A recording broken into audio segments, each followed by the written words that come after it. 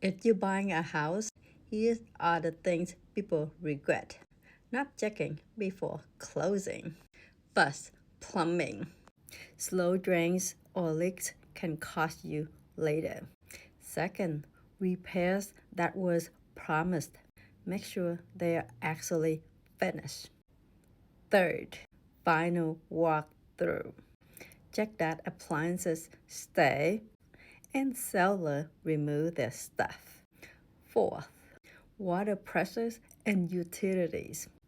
Turning on utilities shows that everything works. Fifth, school districts and room size. Make sure beds and furniture will fit.